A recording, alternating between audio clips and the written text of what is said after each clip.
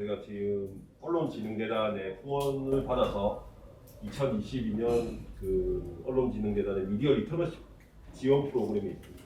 그래서 그 언론진흥재단의 그 프로그램은 이제 뉴스 읽기를 좀 다르게 해서 바른 정보, 바른 어떤 현실 인식 이런 것들을 하자는 어떤 취지에서의 리터러시 사업이고, 저희는 이제 외대 사업이 이제 국제 뉴스를 좀 바로 읽고 해외에 대한 어떤 이해나 이런 것들을 좀 바로 하자는 어떤 그런 취지에서 오늘 이 프로그램이 아마 오늘부터 8주간 이제 진행되어질 겁니다. 8주 동안 저희가 좋은 프로그램으로 좀 저희가 세계를 좀 바르게 이해할 수 있는 그런 시간과 기회가 되셨으면 좋겠습니다. 오늘 우리가 첫날은 저희가 이 전체 이 프로그램의 어떤 소개, 핵심적인 어떤 부분들을 이렇게 안내해 주실 그런 내용으로 저희 연구 사업의 한국외대 미디어 외교 센터의 센터장이자 지금 미디어 커뮤니케이션 학부 교수님이신 최은규 교수님이 수고해 주시겠습니다. 박수로 맞이해주시기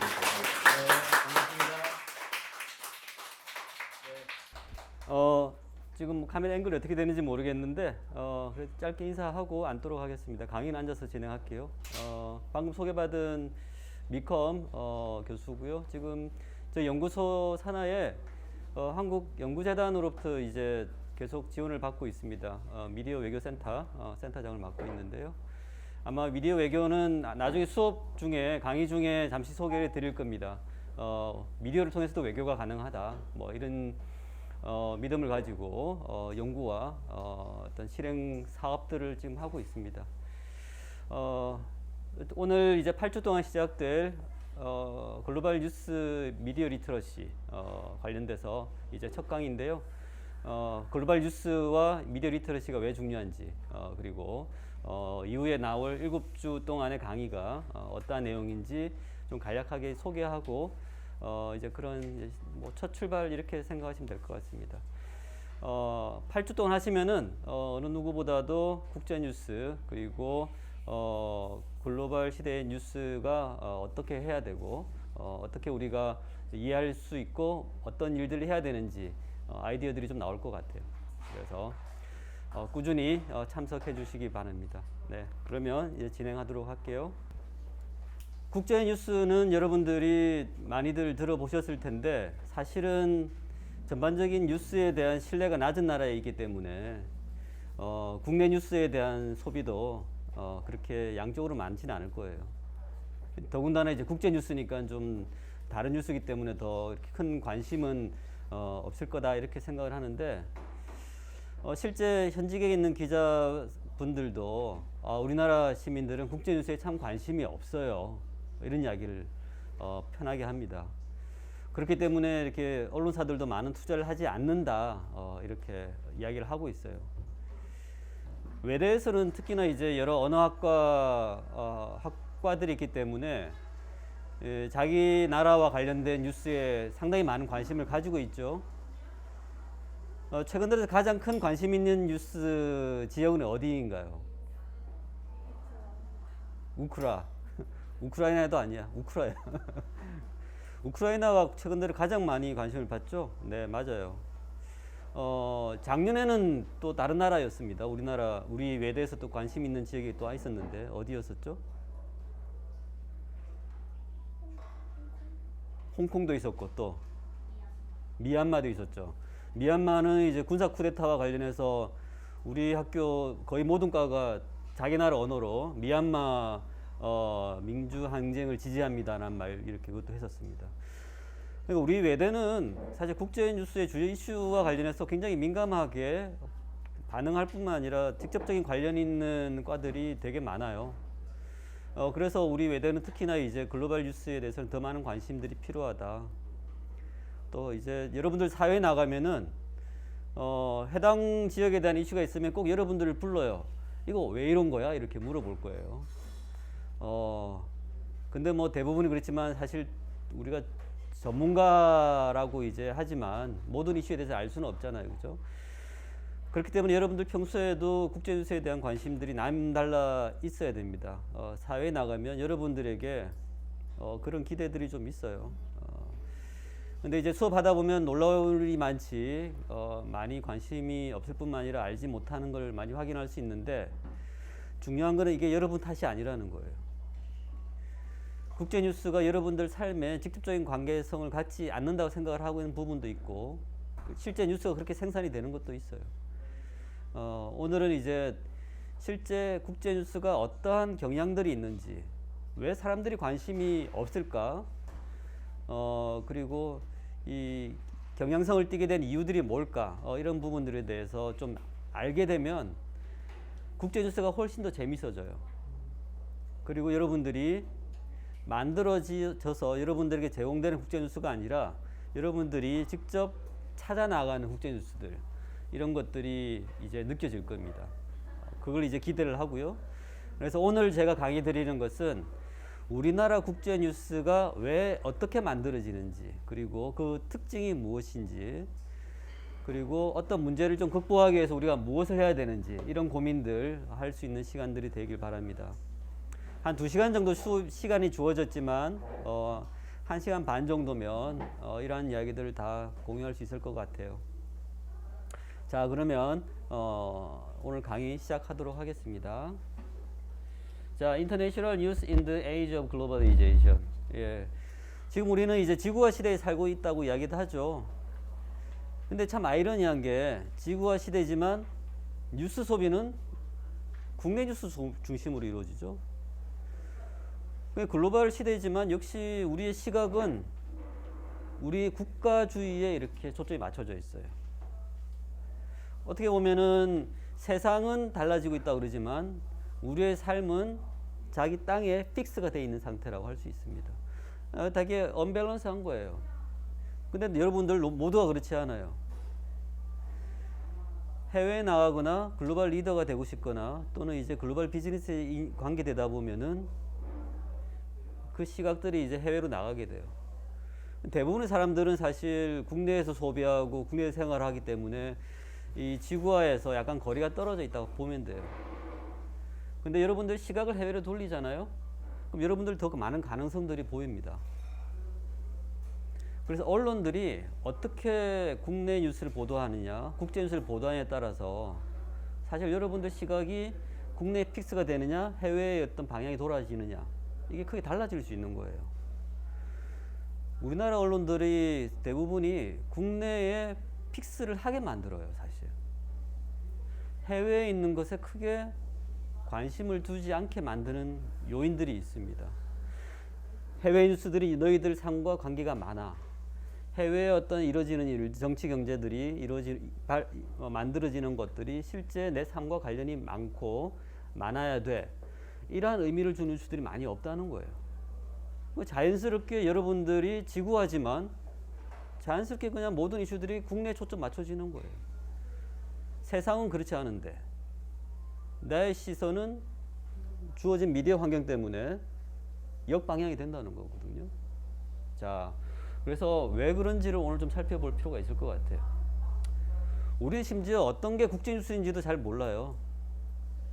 그냥 해외에서 발생하는 뉴스, 약간 국제적인 것, 뭐 이렇게 되게 추상적인데, 자, 많은 부분의 문제점들은 여러분 안에서 발생하는 게 아닙니다. 많은 부분들은 늘 외부에 찾아야 돼요. 사회과학을 하는 사람들은 많은 이유들을 사회에서 찾아요. 그리고 그것이 맞아요. 개인에게 문제를 찾게 되면은 해법도 개인 수준에서 나오게 됩니다. 너 열심히 하면은 문제가 해결돼, 이렇게 되는 거죠. 사회과학은 그런 방식으로 하는 게 아니에요.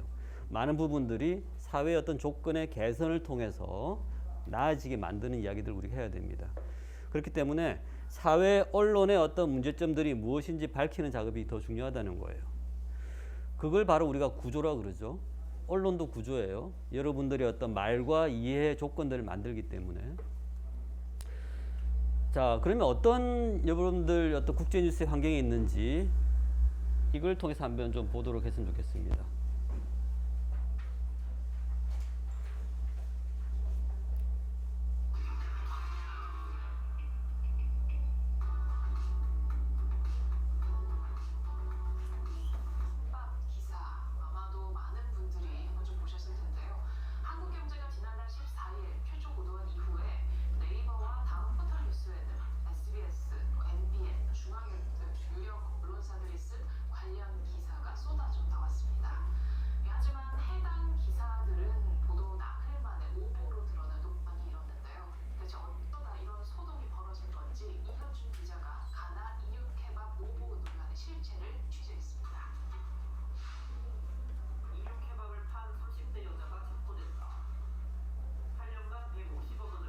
이 뉴스 기억나죠? 케바비왕의 비밀 레시피. 이런 뉴스 제목을 보고 그냥 지나칠 사람이 몇 명이나 될까요? 저도 찾기가 힘든데 내용을 한번 보겠습니다. 현지 언론에 따른다는 출처를 밝혔지만 마치 직접 사실을 확인한 것처럼 말을 했습니다. 심지어 대화 내용을 담은 문장도 있습니다. 지난달 14일 한국경제신문의 자회사인 한국경이 이 사건을 처음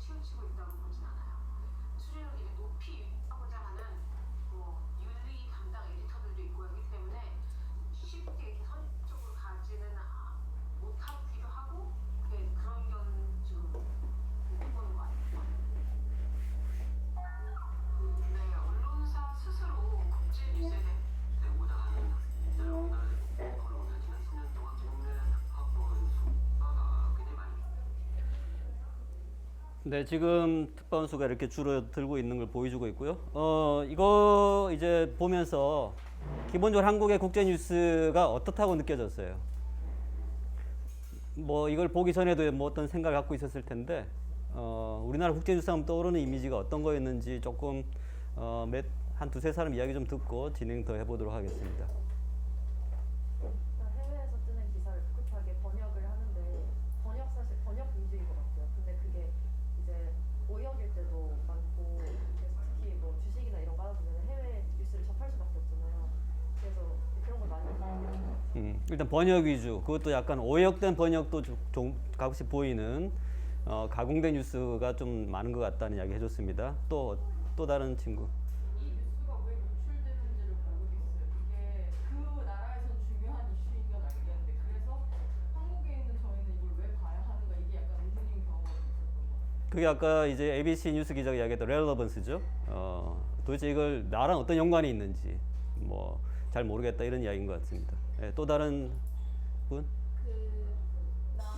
만약에 국제 뉴스를 봤을 때 국내에서의 보는 국제 뉴스는 그 나라의 그 다양성을 그냥 하나로 뭉쳐버리는 경우가 많은 것 같아요. 예를 들어서 좀 극단적인 예시이기도 하지만 제가 얼마 전까지 미국에서 지내고 있었는데 텍사스에서 태풍이 왔다 하는데 그 텍사스가 굉장히 크고 우리나라의 몇 배나 되는 그런 지역인데 한국에서 보도되는 뉴스로는 뭐 텍사스에 태풍이 왔다 했을 때 저한테 괜찮냐고 물어보는 사람들 그런 걸 보면은 결국에 우리가 뭐 이런 단순한 날씨가 아니더라도 정치나 그런 사회 뉴스들을 봤을 때 미국이라는 큰 나라의 여러 주를 생각하는 게 아니라 미국 자체를 생각하는 것처럼 이게 여러 군데도 다 적용이 된다고 생각해요. 좀 과장된 일반화들이 더 많다.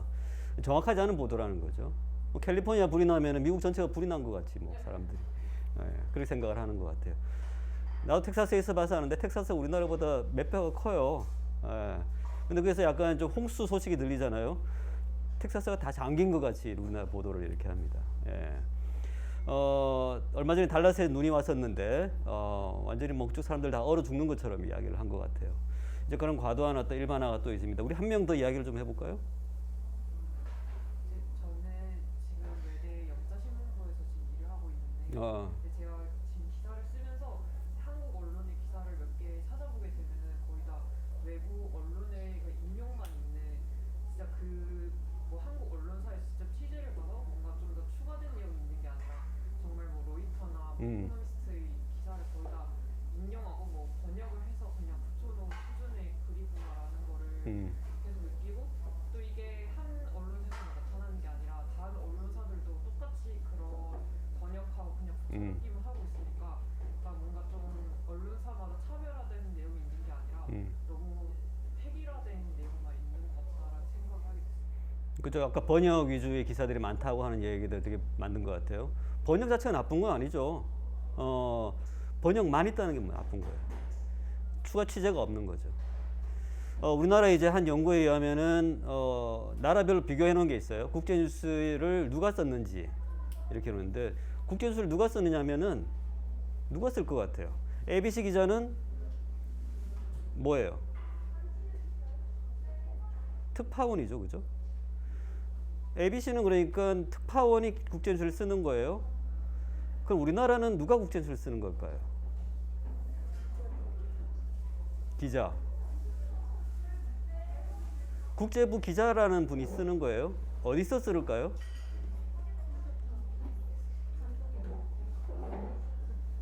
지금도 쓸 수 있어요. 지금 바로. 와이파이가 되는 곳이면 쓸 수 있는 거예요. 우리나라는 그 비중이 60% 육박을 해요. ABC나 이제 다른 몇몇 국가들은 그 반대예요. 그들이 60%를 쓰는 거예요. 생산자가 다르다는 거예요. 우리나라 시민들이 국제뉴스에 관심이 없어서 국제뉴스에 투자를 하지 않는다는 말을 기자분들이 합니다. 근데 이러한 뉴스들을 보고 나면은 어떤 생각이 드냐면 아니 저런 뉴스를 굳이 내가? 왜냐하면 여러분들 바쁘잖아요. 그죠? 여러분들은 수업도 들어야 되지. 요즘 선생님들이 너무나 잘 가르쳐 주려고 하셔갖고 숙제를 어마무지하게 많이 내죠. 그죠? 네. 그리고 여러분들도 일도 해야 돼요. 그리고 여러 가지 다른 어떤 사회 활동도 해야 돼요. 이 아까운 시간, 이렇게 많은 시간들을 소중한 데 써야 되는데 이런 국제뉴스를 볼 이유가 있을까요? 없죠. 아까 내가 이야기했던 여러 가지 행위들의 어떤 조건들을 외부의 사회에서 찾아야 된다고 이야기를 했어요. 개인한테 찾는 게 아니라, 내가 관심이 없는 것이 아니라 내가 관심 있을 만한 뉴스들이 생산되지 못한 어떠한 조건들이 있다는 것. 이런 것들을 아는 것이 굉장히 중요합니다. 왜 중요하냐면은 우리는 지금 다른 세상에 살고 있어요. 지구화 시대에 살고 있다는 거예요. 그럼 거기에 맞는 정보나 지식들을 우린 제공받을 권리가 있는 거죠. 근데 아까 전에 우리가 봤던 동영상을 보면은 그런 권리를 우리가 누리고 있다고 할 수가 있을까요? 없을 뿐만 아니라 그로 인해서 우리는 더 나은 어떤 선택할 기회조차가 주어지지 않는 거예요. 국내에 픽스된 시각이 아니라 해외 픽스를 할 수 있는 기회가 상실되는 거예요. 그래서 국제뉴스를 안다는 것이 사실은 굉장히 중요한 겁니다. 그 중요성조차도 우리가 인식하지 못하는 거예요. 근데 그것은 여러분들 잘못이 아니라는 거예요. 우리에게 주어진 언론 환경이 문제가 있는 부분들이 있다는 것입니다. 우리나라 언론 신뢰도가 낮다고 할 때 이것은 보통 국내 뉴스에 한정해서 이해를 하곤 하죠. 그렇지가 않아요. 사람들은 어떤 평가를 할 때 굉장히 협소하게 판단하지 않아요. 여러 가지 것들을 경험해서 무의식적인 상황에서 판단을 해요. 많은 것들이 판단을 무의식에서 판단하는 거거든요. 무의식은 신뢰할 수 없는 것이 아니라 무의식은 어떤 신념들이 확정이 되어 있을 때 무의식적으로 발현해요. 여러분들이 어떤 것들을 뭐 친구랑 대화를 하거나 누구의 관계를 맺을 때 의식적으로 맺는다 생각하죠? 사실은 아니에요. 많은 부분에 의해서 무의식적으로 호감도 있는 사람들, 무의식적으로 중요하다 생각할 때 그때 관계를 맺어요. 그래서 무의식은 굉장히 중요한 어떠한 자기 사고의 영역인데 언론에 대해서 우리가 신뢰하지 않는다라고 무의식적으로 이야기할 때는 이러한 국제뉴스에 대한 여러분들 조금 전에 그런 생각들이 반영이 되어 있다고 보면 돼요. 내가 질문해서 여러분 대답을 했지만 여러분들 그냥 갖고 있던 생각일 거예요. 국제뉴스는 원래 그렇지. 뭐 굳이 내가 시간을 투자해서 볼 만한 게 아닐 수 있어. 나한테 렐러번스가 떨어져. 이건 그냥 번역한 것일 뿐이야. 언론들이 저런 걸 생산하기 때문에 믿을 수 있을까? 라고 생각을 하는 거죠. 그래서 많은 것들이 이제 반영이 되어 있습니다. 이것이 국제뉴스가 아니고 어떤 것이 국제뉴스가 되어야 되는지를 생각할 기회를 이 시간을 통해서 여러분들 가졌으면 좋겠다는 거예요. 그래서 지금부터 이제 한 조금 시간은 국제뉴스는 무엇이고 우리 저널리즘에서 이야기하는 국제뉴스는 무엇이고 국제뉴스의 역할은 무엇이고 이런 것들에 대해 조금 더 이야기를 좀 해보도록 하겠습니다. 자, 이렇게 들어오면 이 부분은 사실 좀 재미가 없어요. 예, 그렇지만 이 원론적인 거니까 중요한 부분이니까 좀 잘 파악했으면 좋겠습니다. 흥미로운 것은 이제 12 중에 서구 나라가 미국, 영국, 독일, 프랑스 이렇게 4-5 나라가 이제 들어갑니다. 나머지 볼까요? 일본, 중국, 동북아, 그 다음에 인도, 파키스탄. 되게 놀랐어요. 인도, 파키스탄이 10위 안에 들어갔다는 게. 근데 작년에 인도와 파키스탄 간에 어떤 갈등이 되게 많았대요. 그래서 관련된 뉴스들이 좀 많았기 때문에 약간 좀 예외적으로 많이 들어갔다 보여집니다. 어쨌든 이것을 보면서 알 수 있는 것은 우리나라는 지정학적으로 굉장히 집중되어 있음을 알 수가 있어요. 왜냐하면 1위에서 5위까지 중에 대부분의 기사들이 다 포진되어 있어요.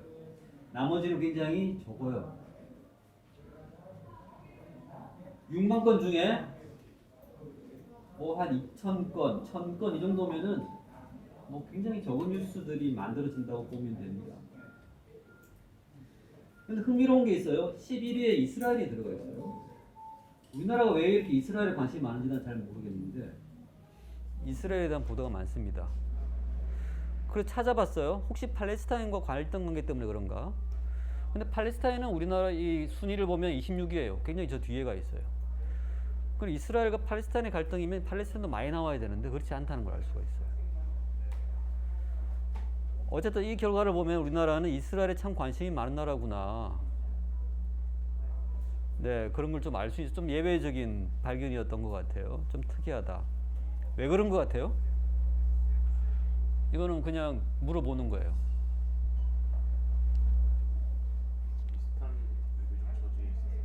비슷한 외교 처지다. 우리나라도 서구 특히 미국의 영향, 미국의 지원이나 미국의 연관된 경우 상당히 많은데 특히 국방 분야에서 뭐 이스라엘도 애초에 독립부터 현재 정부 구축까지 미국이나 서구 열강들의 그런 영향과 지지를 많이 받아서 건립됐고 서로 주적이 확실하다는 것과 국가 존립에 있어서 주적과 싸우다고 생각해서 뭔가 동질감을 느껴서 많이 소비를 해주는 거 아니에요? 오케이. 언론사나 이제 기자들이 이스라엘, 우리나라에 좀 비슷한 어떤 역사나 뭐 이렇게 정치적인 어떤 유사성이 있다라고 그렇게 또 생각할 수 있을 것 같아요. 네. 또 다른 해석. 난 답이 있어서 그런 게 아니라 그냥 여러분들 생각이 궁금해서 물어보는 거예요. 미국과 연관성 많아서.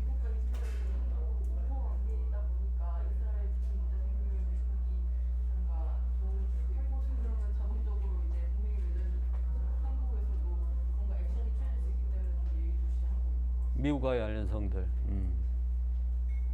우리가 또 미국이랑 관련이 있으니까 영향이 있을 수 있으니까 뭐 그것도 이제 하나의 설명이 될 수 있을 것 같아요.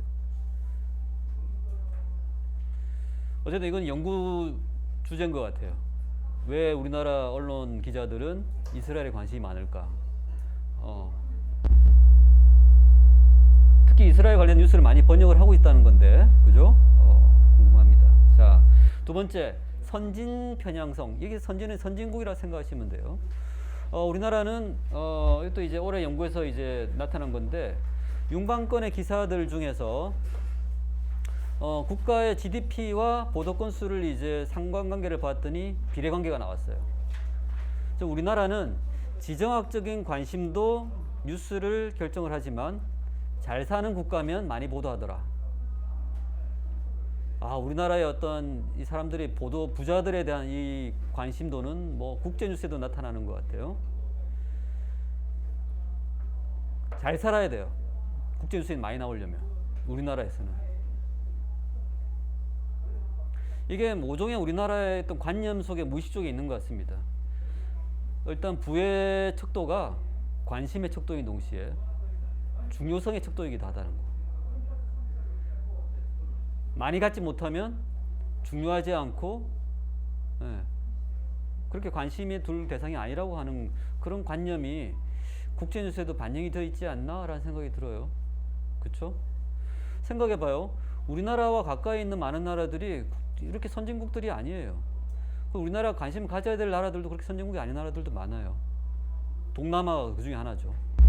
서남아시아 국가들. 우리 이웃들이에요.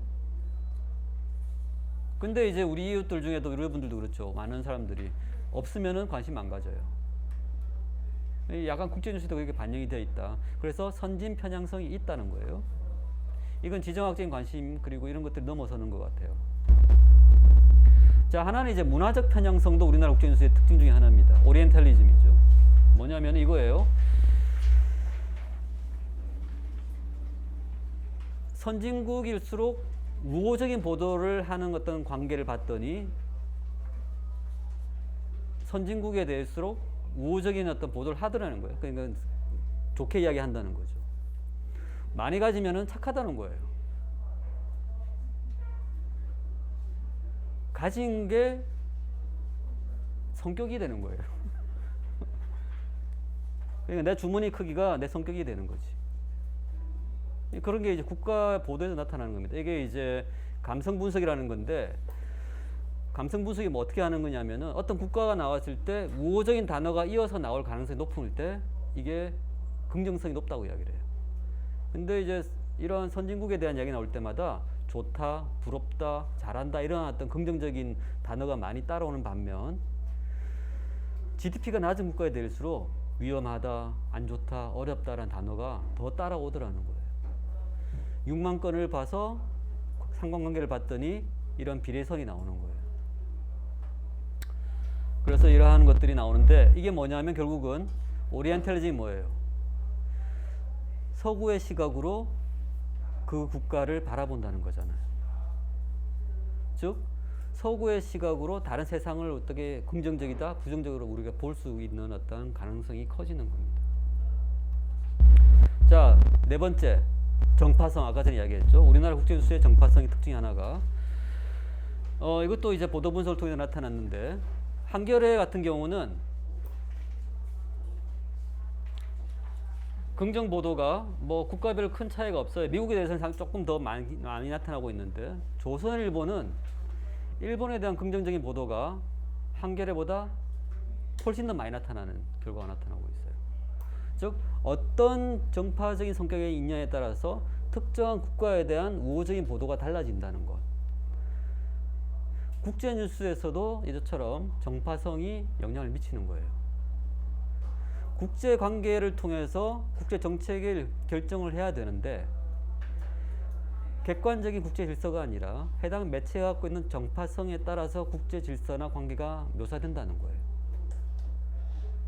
그러면 대일 정책, 대미 정책, 대중 정책도 해당 매체는 특정한 정파적 입장을 갖고 있을 수 있다라고 우리가 추정할 수 있죠. 이처럼 이제 국제 뉴스도 정파성에 따라서 어떤 특징을 가지고 있다. 그래서 정치적인 진공 상태의 뉴스는 없다고 봐야 돼요. 국내 뉴스뿐만 아니라 국제 뉴스도 이렇게 정치적인 영향 안에서 만들어지고 있음이 이제 발견이 됩니다. 자, 다섯 번째 특징 중에 하나가 우리나라가 갖고 있는 보도 경향이 정보 의존성이에요. 아까 전에 대부분의 국내 뉴스는 어떻게 생산된다고 했어요?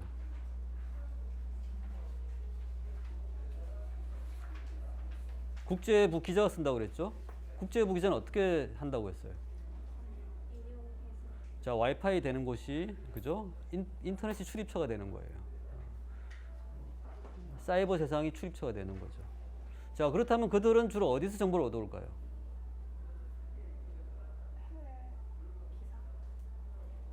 해외에 누가 봐도 내가 이 번역을 하면 뭐 뉴스겠구나라고 생각하면 되겠죠. 유력한 매체나 정보 소스에 의존을 하게 될 수밖에 없습니다. 실제로 이제 국제뉴스에 나타난 해외 특파원들이 어디서 이야기를 하느냐 봤더니 워싱턴, 도쿄, 베이징, 뉴욕 뭐 몇 개 안 돼요.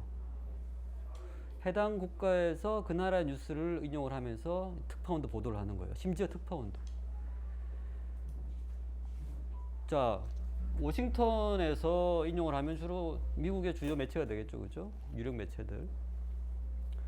도쿄면 또 일본의 또 주요 매체가 될 거고요.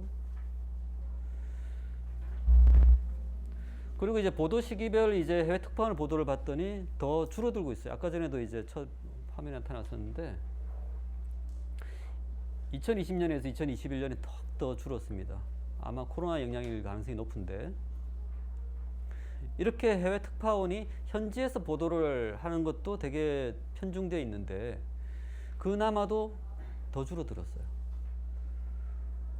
그러면 해외 의존, 미디어에 대한 의존도 소위 해외 전문가라고 하는 어떠한 이야기들, 인용들이 절대적으로 더 증가하겠죠. 즉 우리에게 들어오는 해외의 어떠한 시각들이 우리의 시각이 아니라 그들의 시각이 우리에게 전달되는 거예요. 한국과 동북아에 대한 국제 시각이 특정한 매체, 특정한 어떤 언론사, 전문가에 의해서 우리에게 전달된다는 거예요. 우리의 언어로 만들어지는 것이 아니라. 이렇게 되면 나타나는 문제점은 국제 관계나 국제 정책을 결정하는 데 있어서 우리의 시각으로 결정하는 것이 아닐 가능성이 높아요. 미국이나 특정한 매체의 이익 관점들이 반영돼서 결정될 가능성이 높다. 또는 그것을 의도적으로 그것을 또 인용해서 적용될 가능성이 높겠죠. 실제로 이제 헤드라인에 나타난 주요 매체들을 봤더니 뉴욕타임즈, 데일리 메일, 아까 이야기했던 이거 좀 이상한 매체, 그 다음에 월스트리트 저널, CNN, 블룸버그 다 어느 나라 거예요? 미국, 영국. 미국 연구 말고는 없어요 지금. 타임지, BBC. 자, 그렇게 된다면 과연 한국의 국제적인 어떠한 시각은 우리의 것이 아닐 가능성이 더 크다는 거예요. 그죠? 그나마도 이러한 진지한 뉴스의 경우도 이렇다는 거예요. 대부분의 뉴스는 이제 진지하지 않죠. 선정적인 게 나타났죠. 즉, 대부분의 뉴스는 그냥 스낵 뉴스거나 해외 시각이 반영된 뉴스일 가능성이 없다는 거예요. 이처럼 국제뉴스가 많이 황폐화되어 있습니다. 그럼 아까 우리가 이야기했던 국제뉴스의 역할들, 미디어 외교로서의 어떤 역할들, 공공외교로의 역할들 제대로 못하겠죠. 근데 이런 것들이 다 우리와 연결되어 있어요. 자, 국제뉴스의 보도 경향, 이건 최근에 나타난 건데요. 의제 설정이 증가되고 있다. 미디어 간.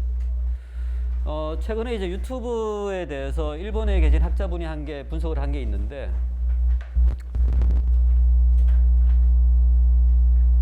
유튜브에 굉장히 많은 한일 관계에 대한 이슈들이 재생산되고 있더라. 일본에서 어떤 일들이 발생하면 우리나라 언론이 보도를 하는데 그것이 바로 유튜브 콘텐츠로 바로 생산되는 게 증가하는 거예요.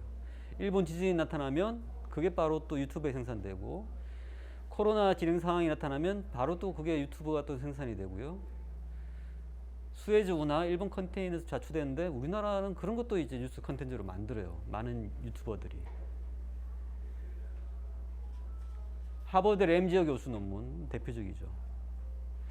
즉 뭐냐면 기존의 뉴스 매체가 유튜브 매체로 옮아가면서 의제들이 서로 상호 설정하는 관계의 역량들이 새롭게 만들어지고 있는 거예요.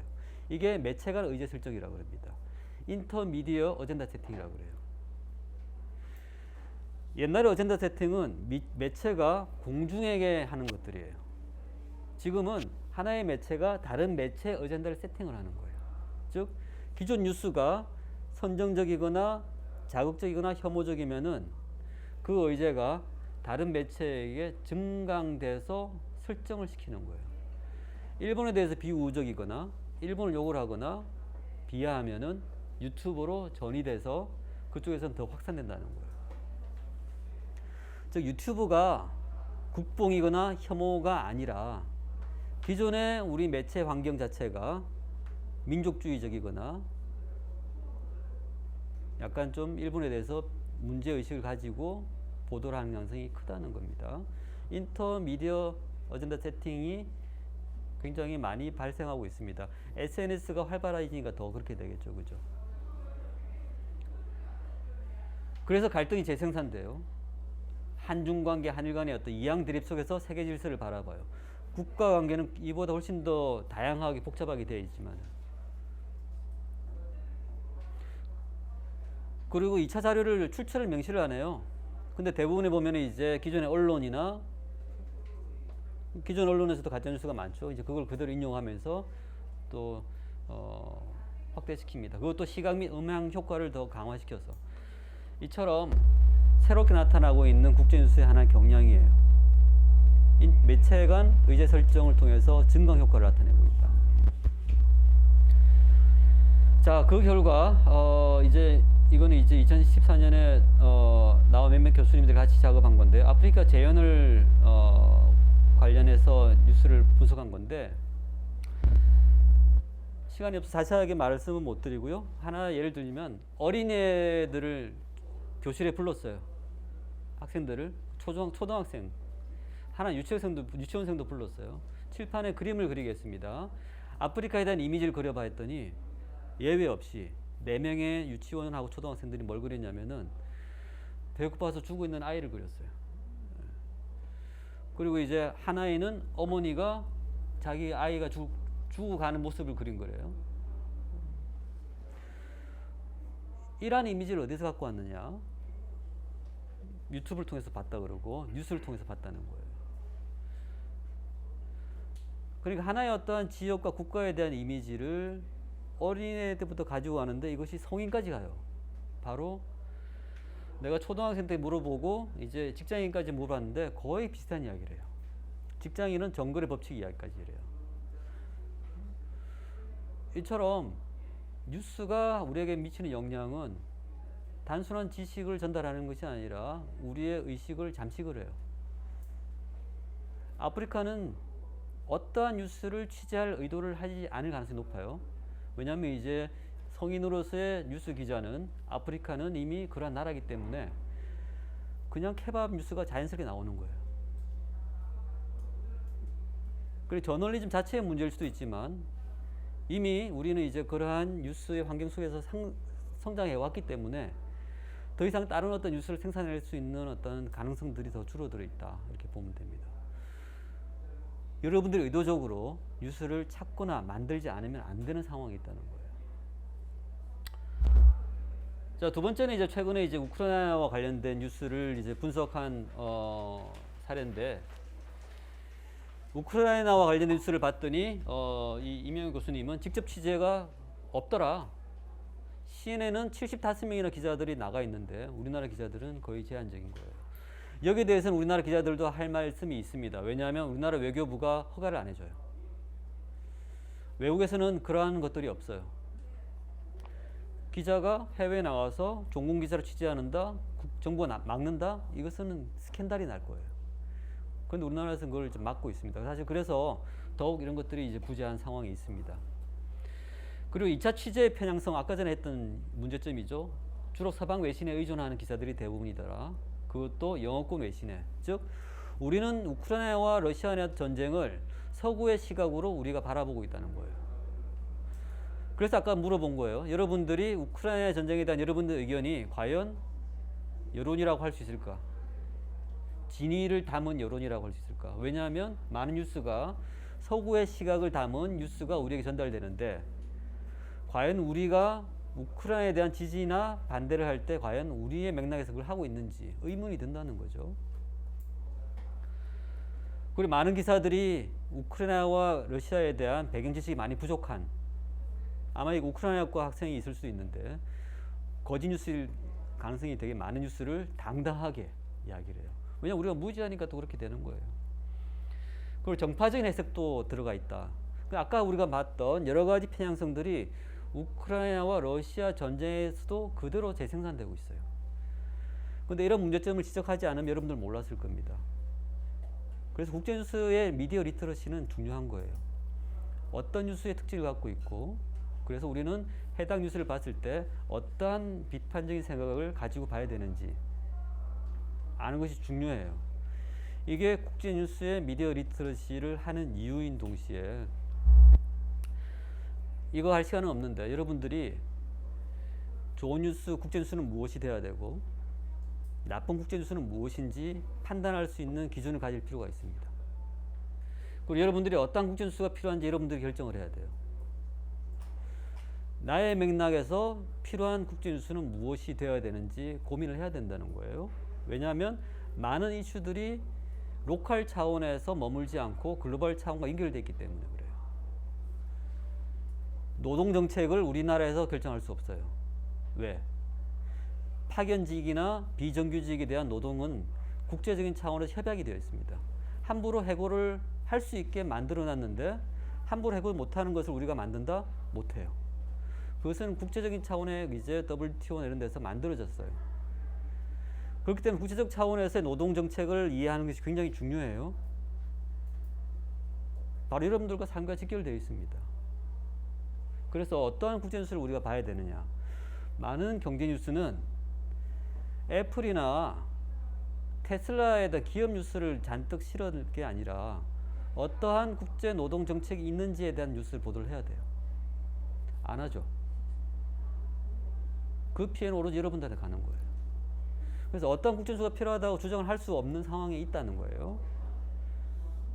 이처럼 이제 어떤 뉴스가 필요한지에 대한 관점도 우리가 리터러시를 통해서 가질 필요가 있습니다. 그리고 우리는 이제 이러한 필요한 뉴스를 어떻게 이용해야 되느냐. 여러분들이 분주히 그냥 발품 팔아야 돼요. 여러 매체를 돌아다니면서 필요한 뉴스를 찾아야 돼요. 그렇지 않으면 여러분들 아까 전에 포털에 나오는 상위에 올라가 있는 굉장히 나쁜 뉴스들만 소비하게 되는 거예요. 그 결과는 어떻게 되느냐? 뭐 여러분들의 시각은 국내로 좁혀지고 하등 이제 탈지구화적인 삶을 사는 거예요. 좋은 의미가 아니라 나쁜 의미로. 어떤 초월한 의식을 갖게 되는 거예요. 네. 자, 그래서 이제 글로벌 이슈로 국제 뉴스를 바로 읽기라고 하는 우리 이 프로그램을 이제 하는 이유가 바로 이런 방금 말씀한 이유 때문입니다. 그리고 앞으로 이어질 7주간은 이제 각 나라별, 지역별로 우리가 방금 했던 편향성들이 어떻게 나타나는지, 그리고 그것을 극복하기 위해서는 어떻게 해야 되는지에 대해서 해당 전문가 선생님들이 이야기를 해주실 거예요. 이러한 리터러시 교육은 우리나라에서 사실은 처음 있는 것이고 외대이기 때문에 가능하다고 생각을 합니다. 그래서 여러분 모쪼록 남은 주간 열심히 좀 해서 탈지구화적인 삶을 살지 말고 완전히 지구화에 묶인 삶을 좀 살았으면 좋겠다 생각이 듭니다. 네.